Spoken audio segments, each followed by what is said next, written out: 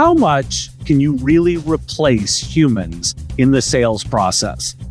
Thomas Ryan thinks you can replace people a lot, and perhaps more than you might even think. He joins me today from Big Resales on this bonus episode of The Business of Tech. Looking to reach an audience of thousands of MSPs and IT service providers? Put your ad right here on The Business of Tech and be on the show that 64% of MSPs report having listened to. A recurring top 50 tech news podcast. There are affordable options for you to reach our audience, and we can support any budget. Podcast listeners are more engaged, have a higher level of brand retention, and are more willing to listen to ads here than any other avenues. Want to know more? There's information at mspradio.com/engage, including a button to book a time to talk. Looking forward to that discussion. Well, Thomas, thanks for joining me today. Thank you so much for having me, Dave. I really appreciate it. It's going to be fun. So I want to start with sort of the headline here. Tell me about AI sales and agents and how they change the sales process. Sure. So we automate the lead intake process. I'll tell you a little bit about what we're doing and, just in general, how I see the world going.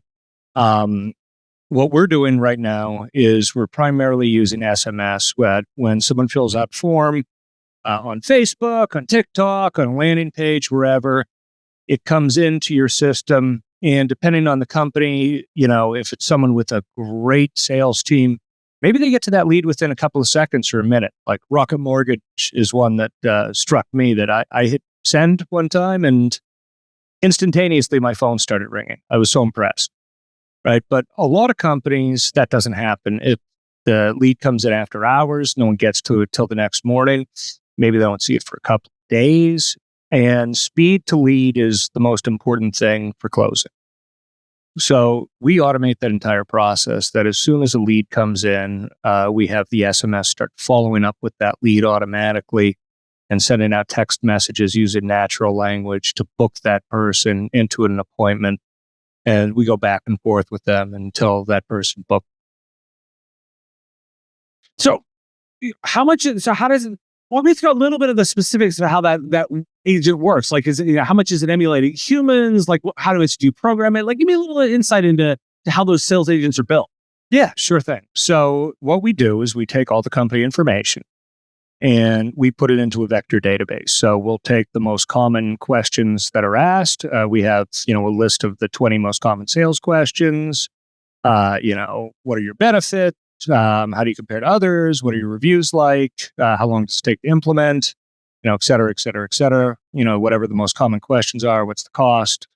And then we put all the answers in and we feed all that information to the AI. We can also feed technical specs, really anything that we want. And we can feed as much data as we want. And then we put that into a vector database. So the AI can grab it very quickly and without having to read the entire thing, which really drives up the price. So it knows exactly where to go. It can find the right bit of information and, without using a ton of tokens. I mean, you're tying into people's to the calendar systems to get appointments booked. Is that how it moves it to the next stage of the process? Yeah, we have it done internally in our system. We build out a calendar type system. We built out something like Calendly as well. And, then we'll hook that up to Outlook or we'll hook that up to Gmail, right to the Gmail calendar. So it integrates back and forth. And, that's our solution, right? That's the solution that we came up with for that piece. And, we also have a landing page generator with an identity management system that sits on top of there. So if you are funneling leads in or you do want to know who's coming to your landing page, we can actually get most of the individuals. As soon as they hit the landing page, we have their name, we have their cell phone, we have their email, we have their home address, the value of that home, their approximate income, and probably about 20 other data points, how many kids they have, et cetera. Now, who's really successful at this? The way you're talking about it, it kind of implies consumer. obviously I could see that there might be more uses. Like, what are the great customer connections and use cases that you're focused on with the solution? So we're doing insurance. We're doing home services right now, some financial, some things around real estate. So usually more B2C. And the reason for that is those are the guys who have a really high volume of lead, right? The B2B, there are less volume of lead coming in. And typically you want to nurture those a little bit more, where they're a little more protective of those things coming in. This will work for B2B as well. But we're really targeting, like, from my sales standpoint, is someone's doing, life insurance, right? Someone's doing health insurance. There's, if they need Medicare, right? That's a great client for us because there's going to have a huge volume of lead coming in that they need to process. And to automate that process and take it out of people's hands is just, you're never going to reach out as many times as the AI. You're not going to remember to do it. You're not going to, so the AI can reach out 50 times in 2 weeks and do it via text. And we're integrating a voice solution in there as well that's going to work seamlessly with the text using natural language. Oh, cool. So like, where do you think the right spots for automation around the sales process are? Because obviously one of the things that we talk all the time about in sales is, you're building a relationship, you're building an engagement. We don't want to lose human touch to this. Like, what are the areas that you look and say, these are the ones that are really right for automation? So today, this can replace the SDR, right? This can replace the appointment setter today. That's where we are. That, if you have a bunch of leads coming in your funnel, and then speed to lead is going to be incredibly important, especially if you're in one of these spaces where, let's say you're doing home services, you're a roofing company. Well, if you don't pick up that phone and get back to that lead right away and they have a leak in their house, they're gone, right? So there's some things that, you're a plumbing company, you're a roofing company, you're some of these things where you need this done right away. I mean, you need this right now.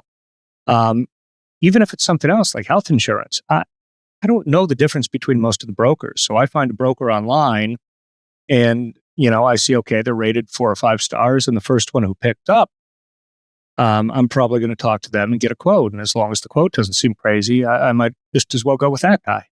Right. So, any of these guys who are getting leads in and they have a nice lead funnel that comes in, you don't want to have those leads drop off because you're not dealing with those people right away. And that's where this, I think, can really help folks out in that speed to lead, and then reach it out in natural language where, we can say, hey, this is Dave, or this is Dave's assistant, Cindy, and, have them go back and forth with the person, book them in, and then just automatically put it on, your calendar. And, that is, again, for someone who does a lot of business and has a lot of leads, that's, really our ideal client. And that's where I see the AI. It's not to replace going out for drinks and dinner with someone, right? Makes sense. Now, a lot of my audience are those technology advisors that are working with small and mid-sized companies. And so as I'm thinking this through, they might be the right people to sort of help. Like, how does the integration work with the existing infrastructure and with the technical team at your clients? Like, what role is there for the IT team to be helping out with what you're implementing? No, that's a great question. So we have an open API, right? Anyone can hook to it. We have direct webhooks that go into Facebook already. We have direct webhooks that go into, that go to Outlook, so anything within the calendars, anything like that, we've already built that out. So the integration is really easy. We just have this kind of sit between your leads come in from Facebook. We have them flow in here. It does the scheduling for you and puts it right onto the calendar. That's really how this is sitting for most of the clients. And that's the use case that most of the clients are having right now. Where I see this going over time, not just what we're doing, but altogether, I see the AI being hyper persuasive, that it's going to be better than any sales rep on earth. And the reason for it is simple. It's the same reason that the driverless cars are going to be better, and the same reason that the autonomous planes are going to be better. You can give it thousands of hours, hundreds of thousands of hours, billions of hours of driving time. Right? You're never going to have billions of hours of driving time. Thousands of years, millions of years worth. It's going to be impossible for an individual to have that amount of rep under their belt. And it's the same thing for sales. Even if you're a great sales rep, and you're on 10 sales calls a day and you've been doing it for, 25 years, you're not going to have the amount of practice that the AI does. And with the information that's out there, where I see this going over the next couple of years, is the AI will know that everything you've ever written on X, everything you've ever written on Facebook, it will know your politics. It will know the issues that you care about. It will remember your kids' names, and it will be, hyper persuasive in how it explains things to people. Plus, having perfect knowledge of the product and perfect knowledge of, kind of the general world. So that's what I see happening. I see this replacing most of the sales, with the exception of the meet and greets. You're meeting the VP, going out for dinner and drinks. You're going to the conference and meeting the guys at the conference. I see all of the, lower level activities just being handled entirely by the AI. Now, that could be taken as a pretty bold prediction, because that sounds super disruptive. What do you think is going to happen? I'll take it one step further. AI, anything that's done on a computer, AI is going to do better, faster, and cheaper in the next year or two if it's not doing it already. Anything.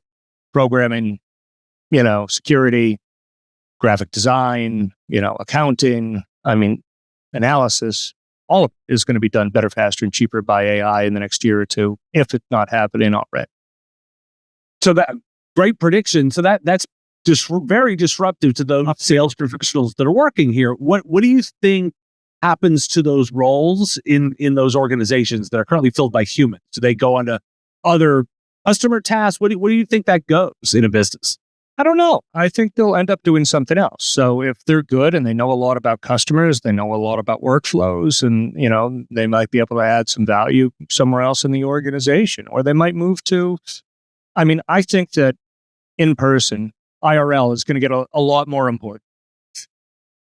Because if you don't see it with your own eyes, you're not going to be able to believe any video that you see anymore. You're not going to be able to believe anything you see on the internet. If you're not seeing it with your own eyes, you can't believe it. And even then, you got to be a little careful. Right now we can clone any voice, we can clone any face. We could take a picture of you and make you do anything, make you say anything. It would sound like you with your voice, and your mouth would move, it would look right. That's today's tech. So, I see this being massively, massively, massively disruptive across the board. Where do the guys go? I don't know. They're going to do something else. There's going to be a huge change in jobs. This happens all the time. This happened with the Industrial Revolution. This happened with farming equipment coming into the fields. If you go back 200 years, 90% of people worked in the fields. If you asked them, what am I going to do? I wouldn't have it right. Well, you're going to be working during customer service, and you're going to be working doing sales, and you're going to be driving trucks, and, these things didn't exist. So, I don't know. I just know it's going to change dramatically, quickly. So you're a guy that who spends a ton of time thinking about the sales process. What I want to square for me two statements you just made. Because on one hand, you said we're going to eliminate a whole bunch of people. But at the same time, in real life is going to become incredibly important in the sales process. Like, if you can't trust anything that you see online, but you've additionally moved the sales process online digitally, and you can't trust it, and the buyers are looking for more in real life, how do you square those two competing tensions? So I think that there's going to be a lot more in real life, because people are going to crave it. People are going to crave that human interaction. They're going to want to know who that they're dealing with. Because you can program the computer to say anything, right? You can use whatever voice you want, you can use whatever techniques you want, but they still want to look someone in the eye and shake their hand and know who they're dealing with on the other side. If you're doing a big multi-million-dollar deal, I mean, if you look at how insurance companies work, right? They want to know you for years before they do a lot of major work with you. I sat on the board of a locum tenens company, and I remember they were looking at, pricing from insurance companies, and these guys' process was 3 or 4 years, right? They said, they're not sure if they're going to quote this year. Maybe they'll quote next year. It was unbelievably long, and I was shocked. It's with me to this day how long that sales process took, and it was because they didn't want to get burned. So, I think it's going to be important from that standpoint. I do see the AI being hyper persuasive over time, just having perfect information. And I see it just improving everyone's life in general.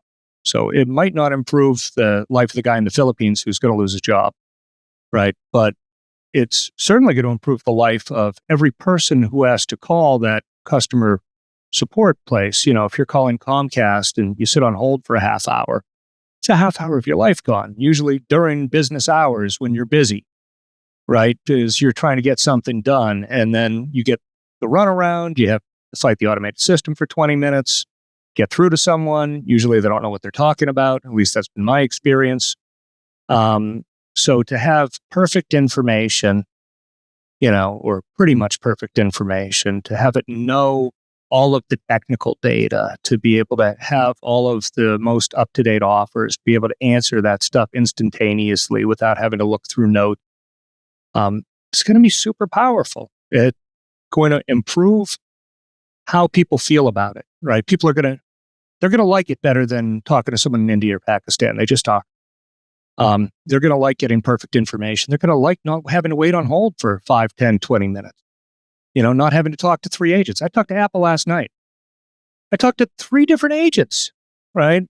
I was on the phone with them for 28 minutes. Not a good process, and that's the norm. So what advice are you giving to businesses to make sure they're ready to be effective in a world of this much AI? I mean, just do it now. Don't wait. You don't have to wait for version 3 or version 4 or version 5. The technology is here now. It's advancing by the day. If you're using one of the main players, you're using OpenAI for LLMs. You're using Claude. You're using Minstrel. You're using something like that. It's just going to keep advancing without you doing anything, without you lifting a finger. It's just going to get better, every month or two. Already, I remember when we're talking a year ago, right, a year and a half ago. You had about 4,000 characters that ChatGPT could have in its working memory, right? Tokens, I should say, right? 4,000 words. Well, Google just announced they're coming out with one with 10 million. It's increased 2,500 times in, let's give it, say, 2 years. I mean, the pace that this is moving is just unbelievable. I always tell people, if it doubles every 3 months, that means it's 1 million times more powerful in 5 years. It's moving faster than that right now. Maybe it slows down to that pace where it's 1 million times more powerful in 5 years, but that's the math. Well, there's a picture of the future. Thomas Ryan is the CEO and founder of Bigly Sales and the force behind AI sales agents, tools reshaping the sales landscape with AI sales solutions. He's got a track record of making a strategic vision happen, and his leadership, including a remarkable 1,500% revenue growth at Barton & Associates. Thomas, how can people get in touch with you? You can see us over at biglysales.com. Just come and hit the form and see the AI in action. The Business of Tech is written and produced by me, Dave Sobel, under ethics guidelines posted at businessof.tech. If you like the content, please make sure to hit that like button, follow, or subscribe. It's free and easy and the best way to support the show and help us grow. You can also check out our Patreon, where you can join the Business of Tech community at patreon.com/MSP Radio, or buy our Why Do We Care merch at businessof.tech. Finally, if you're interested in advertising on the show, visit mspradio.com/engage. Once again, thanks for listening to me, and I will talk to you again on our next episode of The Business of Tech. Part of the MSP Radio Network.